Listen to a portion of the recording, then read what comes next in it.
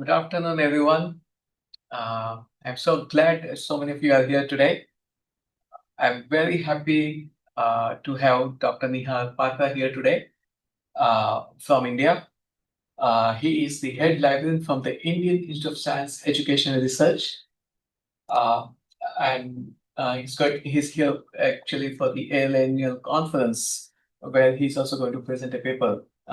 This is going to be in Philadelphia. As everyone knows, ALA conference is in Philadelphia. Um, So he is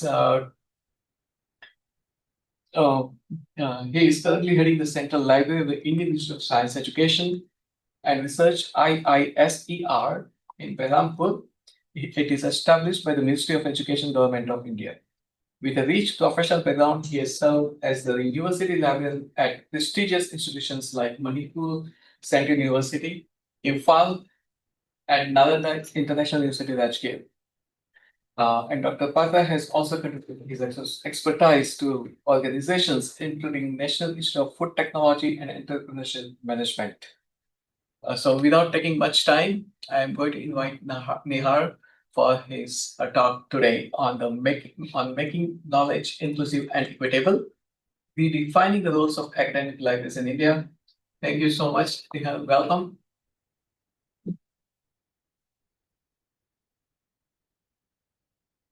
Thank you, Mr. Jai. I especially thanks to Dr. Pedro for giving me opportunity to interact with you, my professional friends.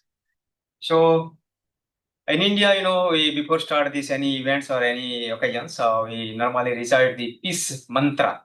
That is Sarve Bhavantu Sukhinam, Sarve Bhava Patrani Paschantu, Ma Kaschit Dekhva Bhavat. That means, man, all be happy, man, all be free from illness, may all see what auspicious, and may no one suffer. So thank you once again. As I said that I come for the ALA conference, and very fortunate to that you have invited me to discuss on this how the India is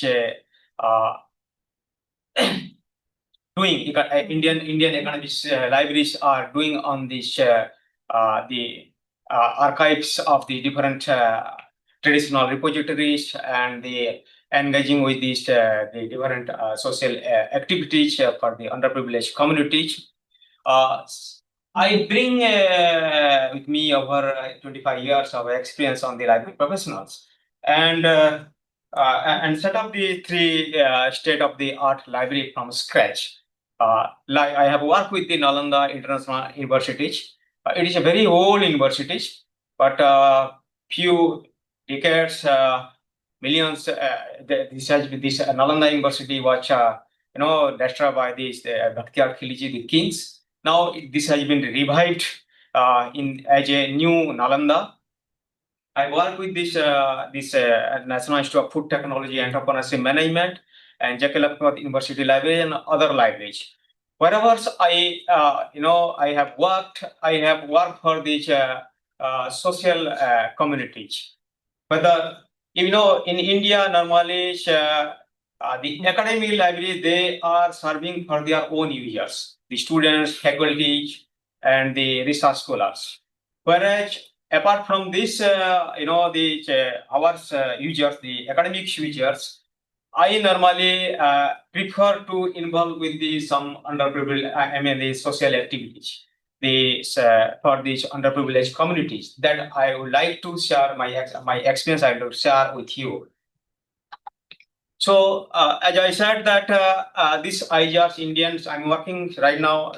2 years back, I have joined in this institute. That is Indian Institute of Science, Education Research, acronym as the IJARS. It is established in 2016, very new institute, and we have around we have the 7 IJARS, and this IJARS is the youngest one amongst the other IJARS. This is basically for the teaching research in natural science to offer undergraduate education in basic science, and we offer say PhD programs IPhD, integrated PhD program, and postdoctoral fellowships. So, nowadays, India is campaigning towards the Viksit Bharat. Viksit Bharat means the developed countries. So we are proposing that by 2047, when after the independence of India in 2047, we will reach to the 100 years. By this, the 25 years, in this 25 years gap, we are, have the some visions, holistic visions to develop in different areas, like the social, technological, environmental, institutional, and United Nations Sustainable Development Goals, as well as the principle of social justice. Then, at present, the India has the higher education enrollments that will be predicting that it will be doubled by the 2035. Whereas at present, India is the second largest university and colleges globally. It is surveyed already. And India has the third most digitized economic in the world. That means every transactions, everything that will be through the UPI and the online modes. Even if you go to the local market also, they are taking if you buy some vegetables from the local roadsides, they are taking money from us through the digitized in India. So in that ranks, the India has developed, gradually developing. So looking at this, I'll be talking about that how the India is providing the access e-resources, e-journals, scholarly publications to the 18 crores research through the ONOS, One Nation, One Subscriptions. That is the big developments the India has done in this from these years. So looking at this developed countries for the 2047s, library is also helping in different way to achieve the vision of the Indian missions, that is 2047 developed countries, by social inclusions, bridging this information gap and fostering the community engagement, knowledge sharing to support informed citizens and lifelong learnings, digital empowerment through ICT tools, digital literacy programs. Maximum libraries nowadays have the totally the libraries digitized. Digitized, that means that the e-resources are the accessible through the remote access, that is integrated into the discovery services. We are using the RFID technology. Many of the libraries are into these digital modes nowadays. Equitable access to scholarly education content for all the societies, whether it is the marginalized one, whether it is the developed societies. So localized outreach that I will share one by one, how we are reaching to these rural tribes, underprivileged community, being academic librarians. I'm not talking, many public library normally they go for these outreach activities. But academic librarians, they are normally confined within their own the roles. They provide the service to their students and the users and the research scholars, not going beyond this their campus boundaries. But being a librarian, I felt that I should reach to those communities as well.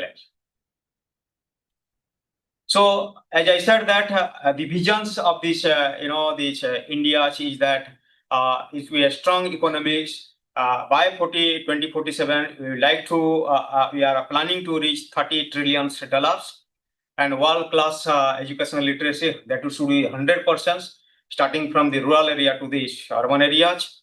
Self-reliance in the developing advanced technology, clean and green environment, looking at the SDGs goals, affordable and quality healthcare, women empowerment.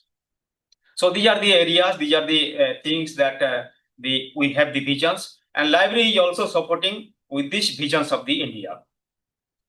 So at present, I am working with the scientific institute. So we felt that we should be reached to the users communities. I mean, these underprivileged schools, colleges, to understand that what is the importance of the science. In India, normally, what happens, many the students, many students, they normally choose for this humanities, social science, and the others area. But this for the science, they're little bit scarce. They don't want to take these disciplines. So this is our roles, how they can understand the positiveness, the merits of the science, and then they take the roles of the disciplines of the science. So this is our objective, that helps students to and teachers understand scientific concept and their application in daily lives. So to promote curiosity, innovations, awareness, and impact of the sciences on societies, encourage the more female students to take the interest in science. In India, normally what happens, that those who are the elder, grown up to the elder age, so their parents normally they say that you take the humanities and social science and do the undergraduate course and go for the marriage life.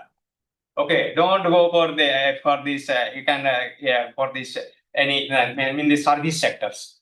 Go to the marriage one and become a housewife. So it is our target to that. If we go for the scientific area, they can more enhance on this field, and may like to be a good scientist and good engineers, and they can get the good jobs. So to inspire the minds to explore these teams fields, as I said, to connect the research with the public growth, direct interactions and dialogues, and to give the understand communities equal access to science education and resources, to raise the awareness of the open science, dangers of the fake and misinformation. That is very important. Many, the households, the families, people, they don't know about what is the right and what is the wrong. Whatever they get the information through the social media, the Facebooks or the Twitter, the X or the some other social media, they just read it and they spread this information to everywhere. So this is our important job, to how to inform them this is the right one and this is the not a fake information. And secondly, open science.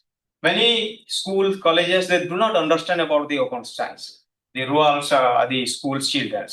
So we prepare the booklets, pamphlets, and the list out the open access resources. And these are the category for these school children. This is the category for the undergraduate students. This is the category for the graduate students. Based on that, we promote these open resources to all these students. So this is the area that I have posted some picture here, how we are doing the awareness program on the science area. So recently I had being a organizing secretary, I had organized the 2 science outreach activities for the school children, where more than 300 students were participate. We invited them freely. I collect the fund from the different sources and organize the seminars, where I specifically mentioned that 50% female students should be participate in this seminar, so that they can be the more enthusiastic to have to understand about the science, and also target to the tribals. The students, STSC, that we call scheduled tribe and scheduled caste people. Then with this 2-day seminars, we invited the renowned scientists from the India, that is the Indian Institute of Technology, Indian Institute of Science, the big the scientists, so that they can demonstrate the scientific, the live demonstration to the students, and they can understand what is the science. So our motto is that they are being a librarians. If even a few students from this outreach campaign succeed in reaching such milestone, they can turn and can inspire the thousands or more. We are discussing about the Einsteins, the others, the renowned scientists, how they are, how they are involved the new innovations, so that even the Indian Indian scientists also give the examples. so that even if they are, they are reach out to this stage, they can, reach to that particular stage that, have a good persons, the good professor or the good scientist, they can inspire the others peoples also. So this is the another outreach activity which I did it in the National Institute of Food Technology and Entrepreneurship Management. That is especially for the food processing institute. You know, the father of the library science in India is the S.R. Ranganathan. He formed the 5 laws. That is, the books are for use. Every reader his or books. Every books its readers, save the time of the readers, and the library is a growing organisms. But looking at this 5 law, I have rephrased the 5 law for the farmers. How I can do it for them. That is, libraries serve these farmers. Okay, every farmer his or informations. Every information is farmers. Save the time of the farmers and literate him her. And farmer is responsible for growing the organizations. You know, in the NIPTIM, this called National Institute of Food Technologies, during the 2012 to 2015, I was there. So there is the program called the Village Adoption Programs. Every faculty has to adopt a village with a group of BTech and MTech students. That is the credit course. So if they will do it, they will get the mark.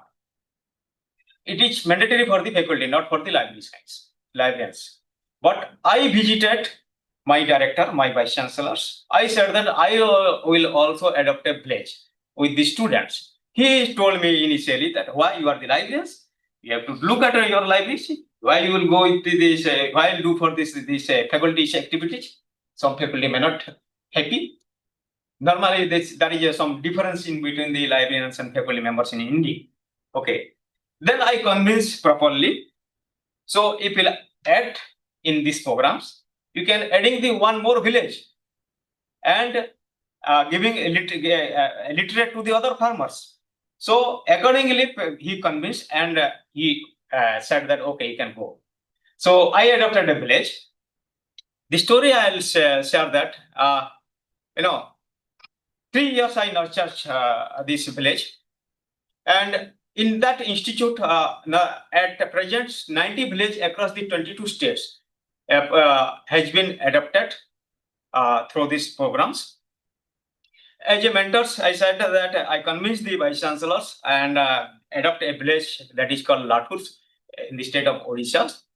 So engage with the farmers to educate them and understand the challenge and face their grassroots levels. So, the farmers, what they do when they cultivate the potato, say for example, potato or the tomato, they sell out to the distributors. They don't know about if they will process it, they will get the money double, right? So we convince them, being a farmer, you be a entrepreneur. Okay, you are producing the potato, make it the chips, potato chips, and take the brand, ISI brand, whatever it is, brand from these companies, the government company, and sell out to the market. So that your income will be double, your general income will be double. So this with the group, these students and the as mentors, I developed their idea as entrepreneurs. So during this, village adoption program also, we invited the different speakers. So how to they will do the fisheries programs, how to horticulture the medicinal plant so that they can sell out the others part. Okay, and how they do the food processings like the chips, the tomato sauce, all those things. So during this the village adoption programs, the NIPTIM libraries digitize the popular traditional food recipes. Many the rural parts they prepare the food that will not affect your bodies. So we archives their recipe so that control the BPs, they control the sugars, some type of the normal disease. If they will prepare such food and eat, then that will control properly. So this type of this archives we developed throughout the 90 village and archives in the digital libraries. Then traditional food preservation methods. The crops nowadays you are putting directly to the machines and refine it. But what they do, they dig the soil and put in that soil for the 2 years, 3 years. Then that paddy, that fermented, no need to fermented through this machineries. And once that will process through, then it will be a good healthy foods. Such type of this, their technology, we documented it and archives in the libraries. So the preserving the valuables, knowledge for the futures, and even for the farmers, we raise the awareness on these misinformations, open access resources for the food processings, and this telling about the government subsidies. The government is providing this type of subsidies. It will take it. You can develop your, the farming systems. Based on that, different type of the information we are providing to the farmers.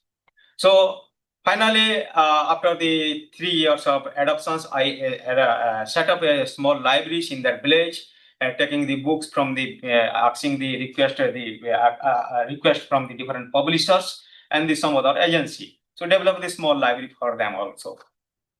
So based on that, in these programs also I developed the food processing information portals. This is the portals for the farmers. All the open source informations are available to them. So these are the some pictures with the group villagers. The villagers, farmers, the students.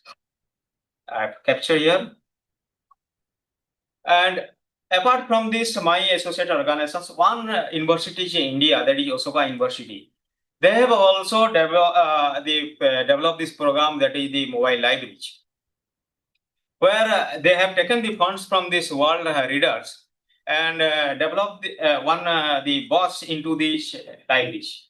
That bus reached to the different village, and they trained about the digital resources, e-resources, and different the different information that will be help for their health, educations, how can grow. So she actually initiated this activity, so that I thought that I should inform. I should keep in this presentations. So her objective is to that the bridge the technological and the educational divide in the rural India, where digitization has yet to make a significant inroads. That is her objective. That's why I got the project from this world reader also and develop this project.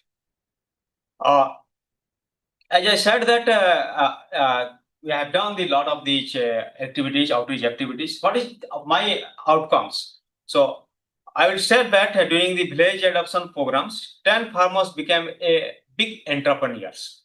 Now, they were earning very little amounts, even they were not getting, the amount, they are not getting amount for survive 1 month also.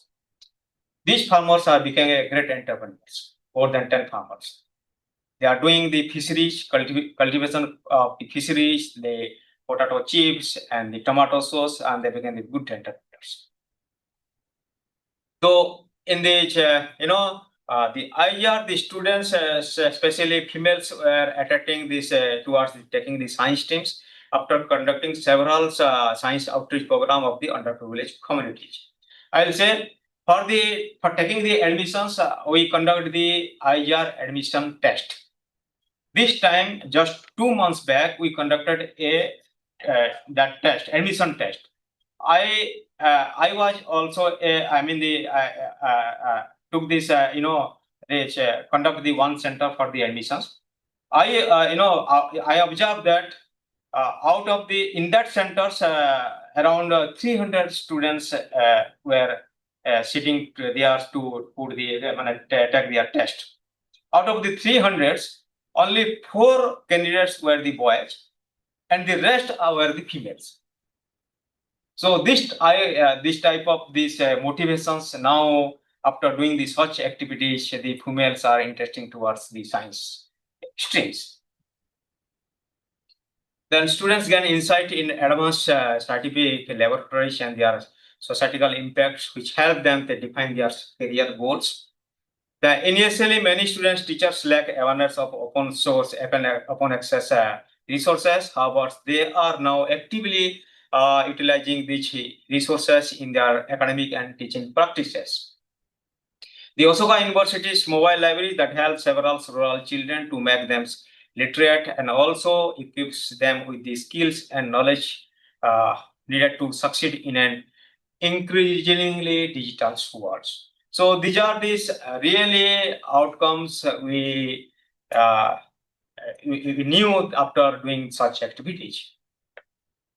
Then talking towards that the resources to all, while we have this from this January, the government has started this one nation one subscriptions models for the research scholar and the students. That to support this Atmanirbhar means self-reliance or these developed countries. This awareness, one nation, one subscriptions, where it has started, this concept has been started from the 2022. Finally, it is started in this first phase in January 2025. So, in this one nations, as per the new education policies, 2020 for the India, it identified the research as a core requisite of the educational development. It should be the multidisciplinary. The research should be the multidisciplinary for this all the researchers. Where in ONOS, the 30 measures the international publishers have been included, and it's developed for the 18 million students, researchers, faculty members, and all these governments, higher education institutions, and R&D organizations. This is it provides access to the 13,000 plus international journals and 27 broad subject area. Because of this ONOS, it reduces the cost very highly. This vision is to equal access to research for all. It's benefiting for this a wide spectrum of institutions from modestly funded college to the premier research. Amount of the 600 millions allocated for the ONS for 3 calendar years.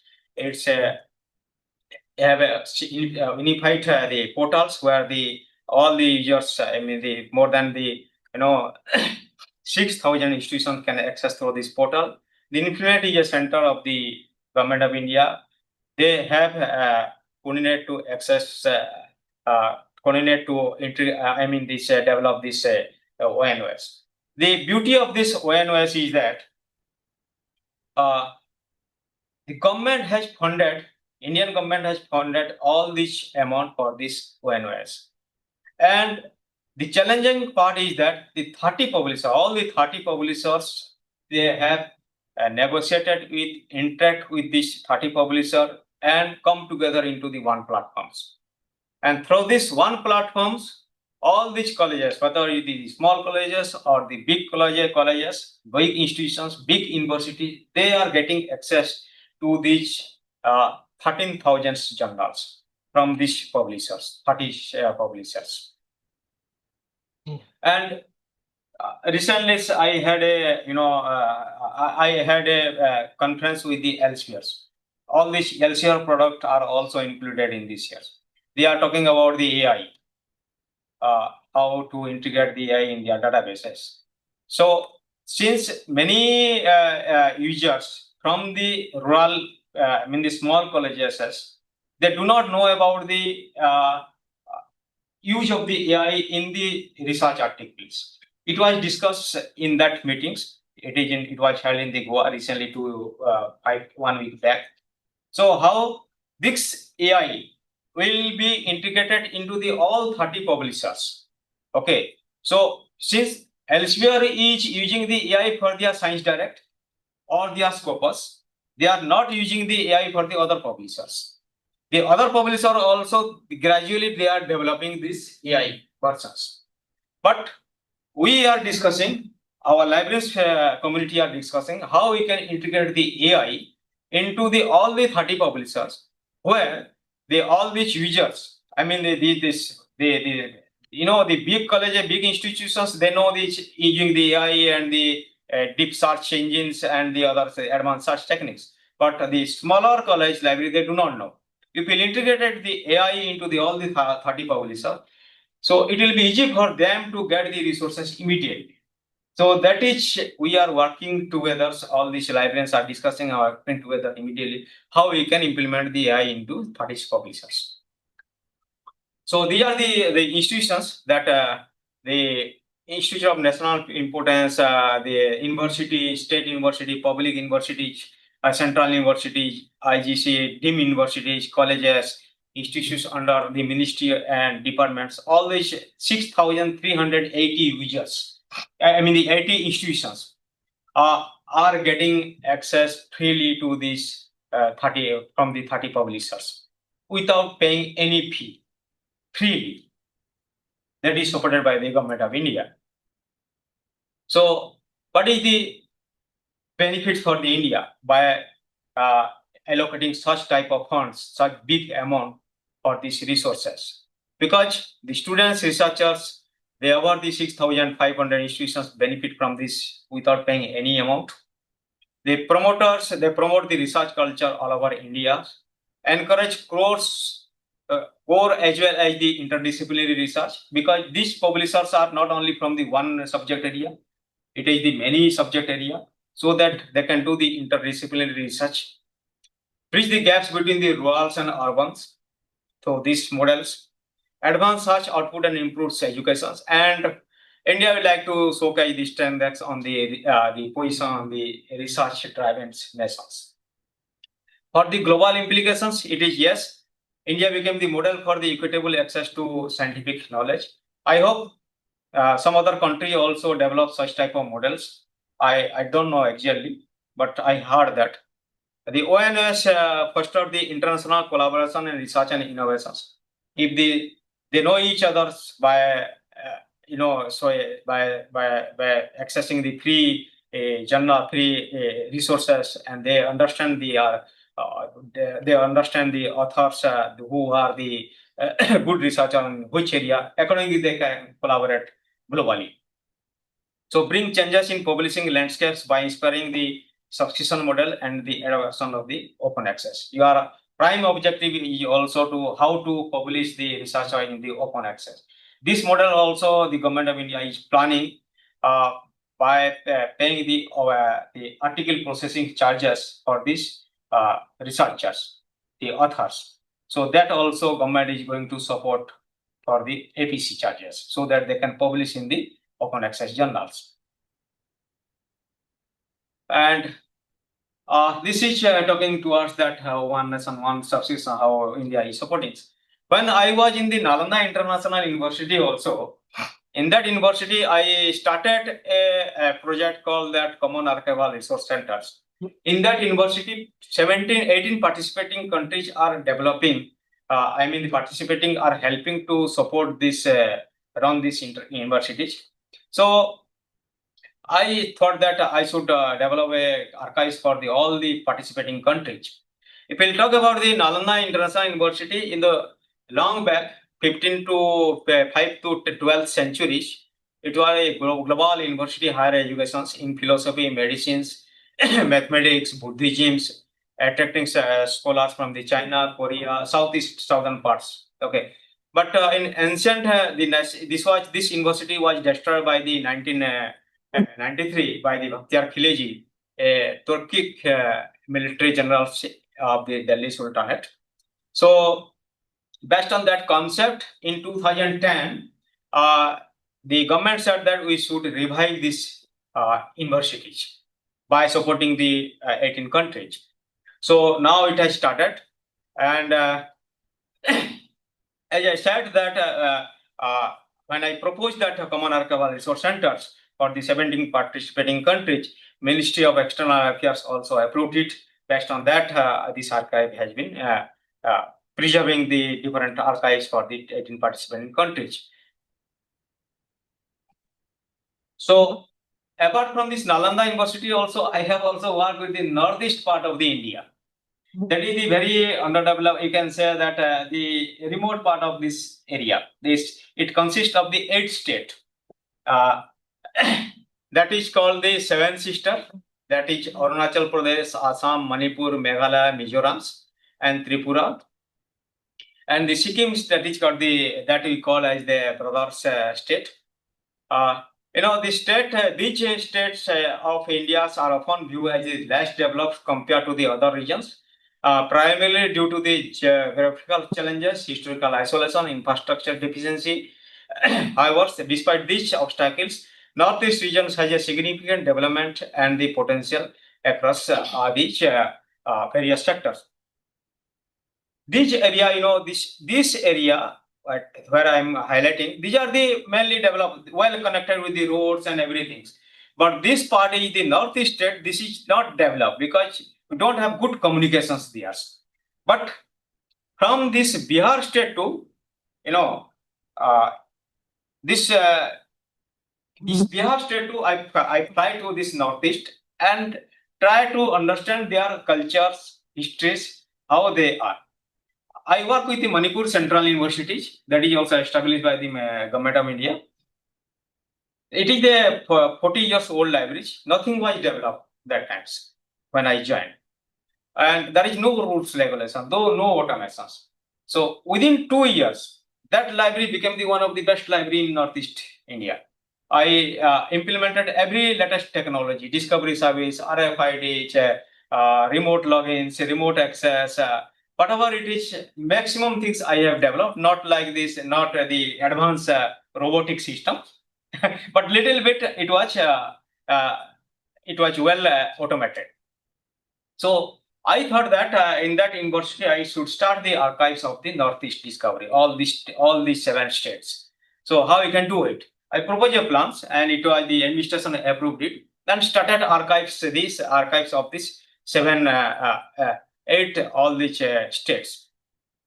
The things is that these regions, they are the rich traditionals. They are the good for the rich traditional plants and the other traditional remedies to treat the medicines such as the arthritis, high blood pressures, asthma, snakes bite, poisonings. They know the medicine planets, how they treat such type of this.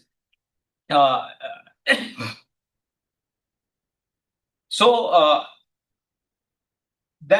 what I did that I published papers. I mean the ad a niche. Giving the ad in the newspapers. So we are developing archives for this Northeast area. If you have any literature on your traditional methodologies or any historical, you can document, you can send to us, or we will go visit your place and collect this. So based on that, they have responded it, and we are trying to archives all those things in one places that are going to digitize soon. So by that time, I left and joined the IGS, Parampur. So these are the unique features that trying to collect from the different part of the India. So that all the traditional methods, all that are gradually vanishing day by day, that we are trying to collect for this and archive in the libraries. So these are the area, and I am standing here before you to possible collaborations for the universities, like that resource sharing exchange, that interlibrary loans, like this collaboration research project, like the coordinating joint events and the research symposiums, library science and education and professional development workshops, some things like that. The joint innovations and library technology, cultural exchange and understandings, library tours and students engagement, promoting open access publishings. So these are the possibility area that you can discuss and collaborate each other with your libraries.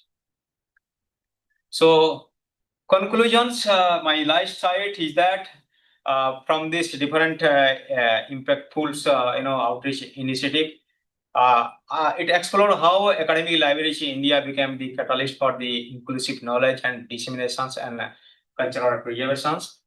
As the India envisions for the Viksit Bharat, that is developed countries, academic libraries have placed themselves at the forefront of the transformative journey, making the cause of information equity for all.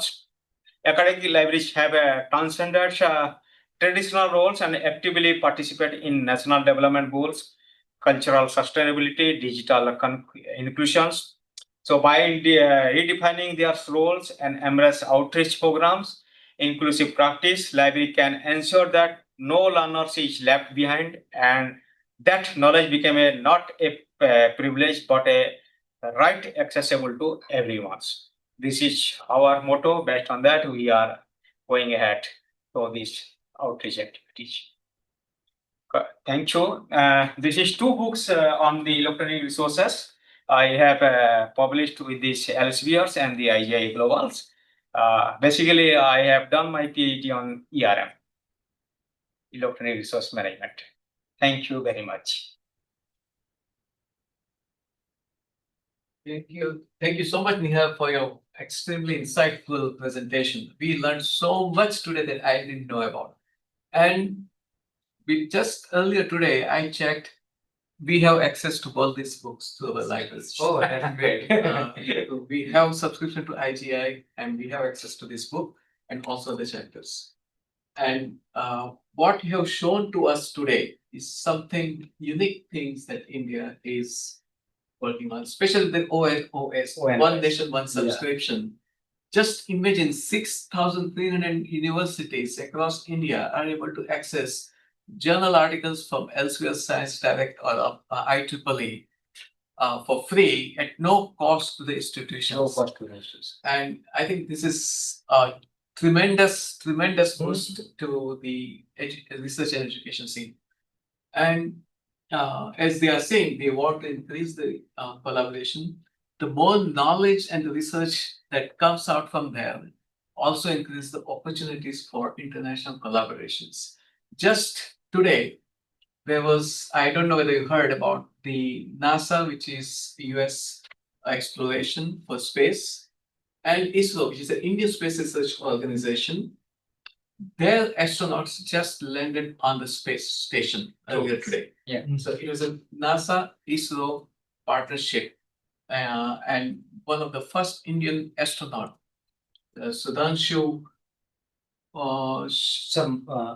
Shukla, 41 years after the second Indian astronaut to be in the space. And there were 4 astronauts, one from the US, one from India, one from I think two of the European countries. And this is the kind of collaboration we are talking about.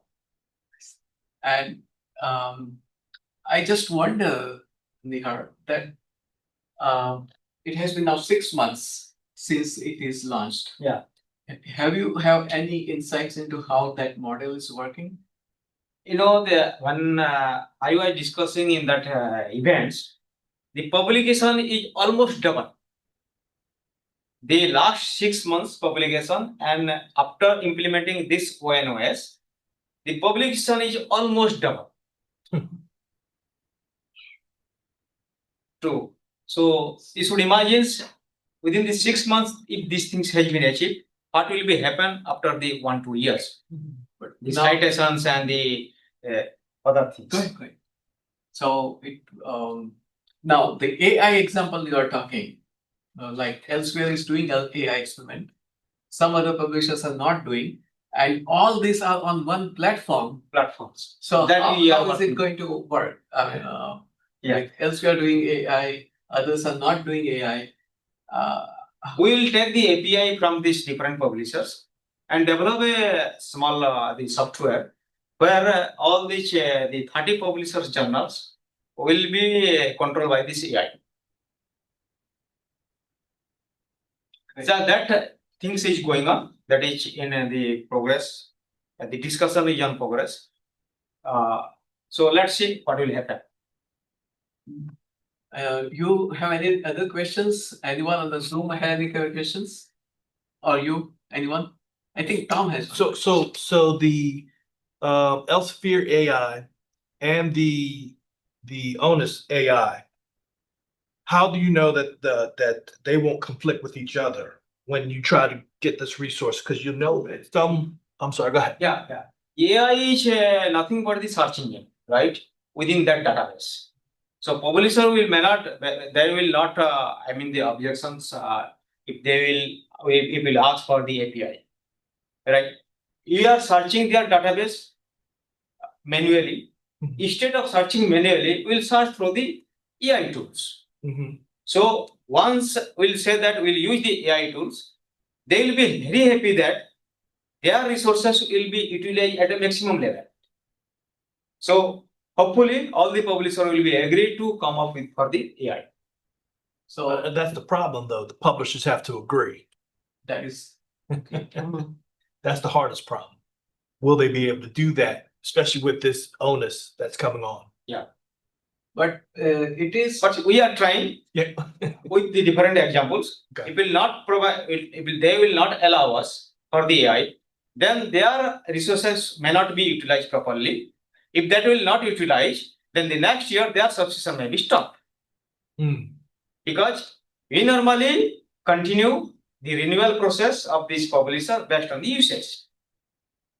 If the one publisher is using the AI and their usage is very high, if the other publisher is not supporting us to implement the AI, their usage will be normally less. Once less, then you may not continue their subscriptions.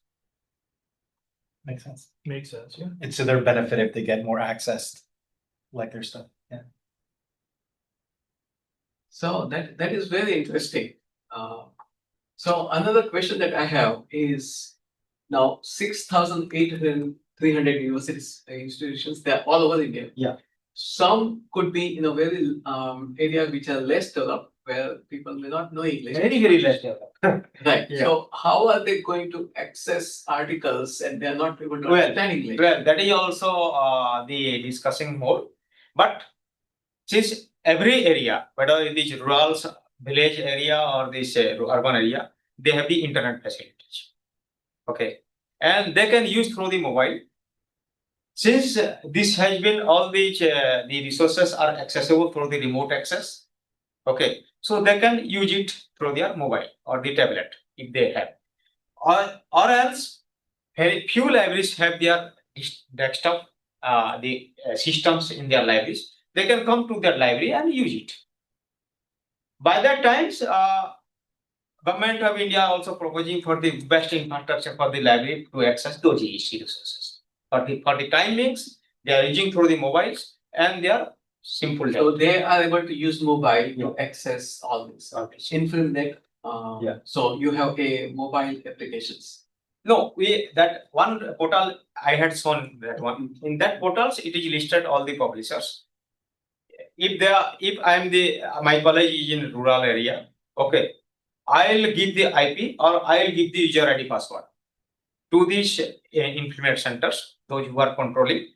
They will give the access to that colleges. Based on that, they will access through the mobiles and their campus. With the access to AI and other things, I also imagine that there are some issues about plagiarism and scientific misconduct. Are there any thoughts about how to control those things? What type of the plagiarisms you are talking about? Because AI will search within that database. Right, but they can just copy and They only cited this. If I'll put some text on this, like the Google's, okay, Google or any other, this will be like that one. If I'll put that one, my question to this AI, he will retrieve, searching the database, he is retrieving from that database only and giving the citations. Okay. So in that case, do you feel that these plagiarisms, the case will be gone? As long as students or researchers are not using the same text, Yeah. that is one thing. Yeah. New ideas are generated. They are going to do their own experiments. They come up with something new. That is great.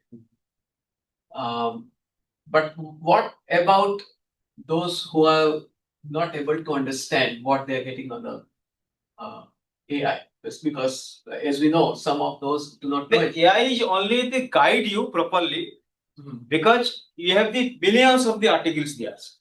Only he will guide you if you will not able to find out proper your that you are searching. That only the AI will guide you. So and they will give the reference also. But likewise, the normal situation now, if they are copying from that articles to and putting their research paper, I mean, they putting their papers there, then automatically this plagiarizing concept will come. So in that case, the same things will happen. The normal situation is coming now. And there are two. One advantage of this is also that it is going to open up a lot of brainstorming. Right.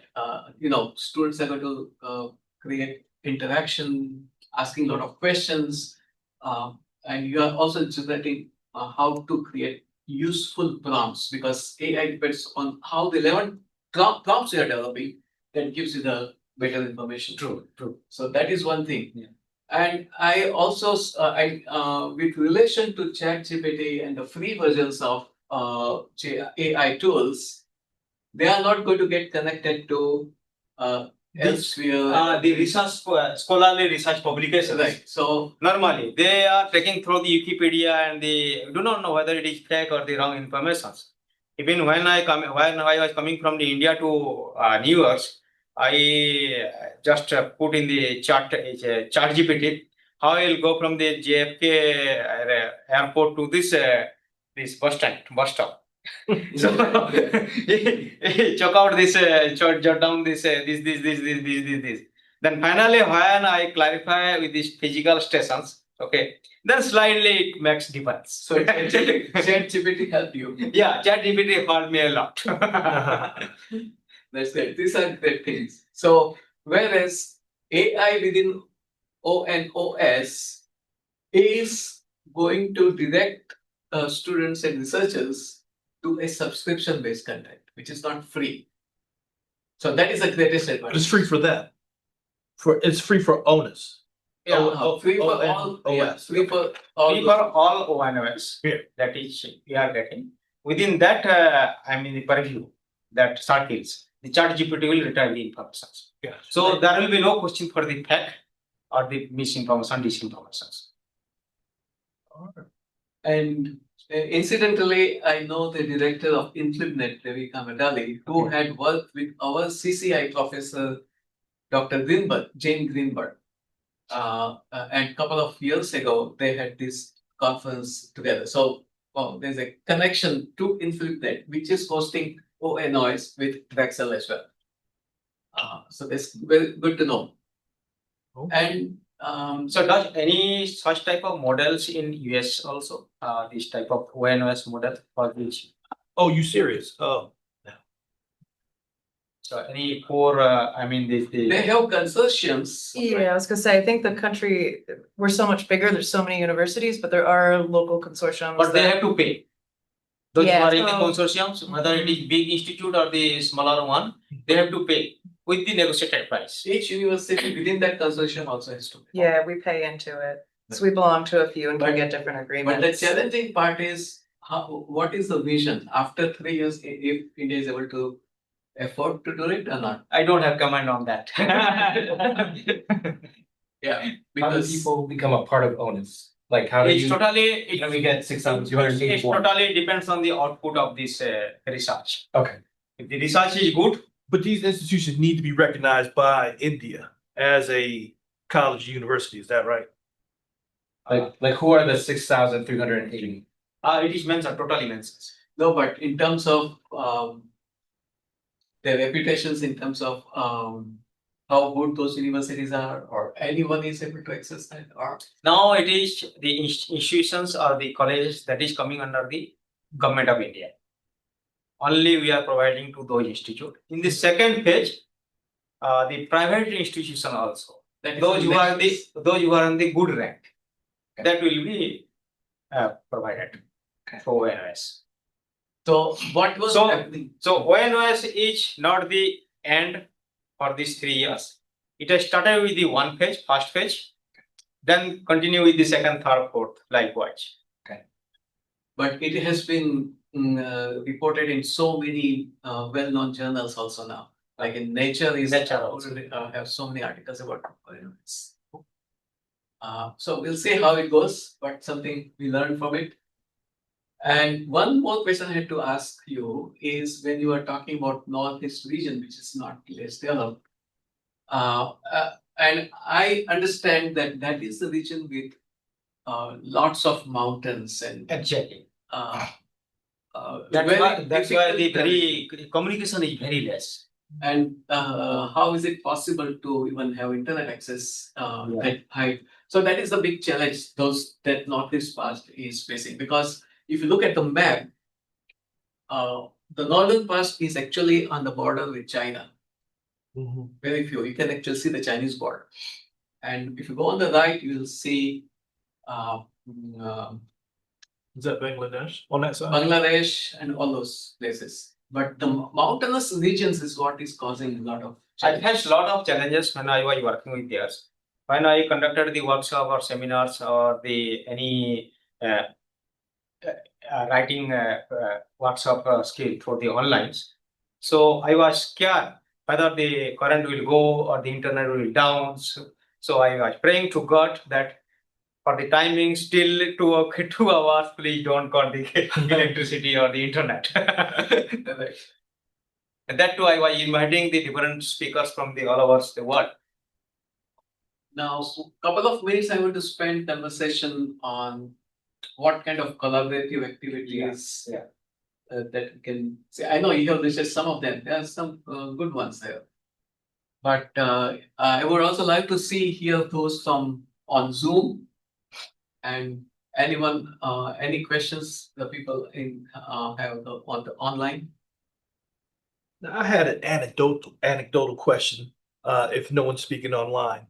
In your presentation, it said that India had the number 2 of US of colleges and universities, and I thought you were number 1. When I looked it up, it says you're number 1. So who are you number 2 to? In Indonesia? Number 1, you are asking about this number 1, the colleges, second page. You are talking about the second page? Yes. Second page is for this other private institutions, Okay. the good established private institutions. So And you're not in that included. second page, we are planning to adopt the APC fee with certain the rules and regulations. So Those article processing fee, APC fee, so that if government will pay APC charges to the publisher, they will publish the journals openly. that will be in open access. That will be in open access. Okay. So that should be some criteria for the APC. The publication should be in top ranked journal, Q1 journal, something like that. The institution doesn't, the institutions have the low funded institute. Some criteria they are formulated. So the idea is that the fee the researcher doesn't have to pay the fee for the publication, but it is coming out of that model. So that's great. Thank you so much for coming here, and thank you so much for coming and attending to this session. I think this was something unique. We didn't have this kind of talk before. So we are very lucky to have you. And if you have any questions for us, Thank you very much. Thank you so much.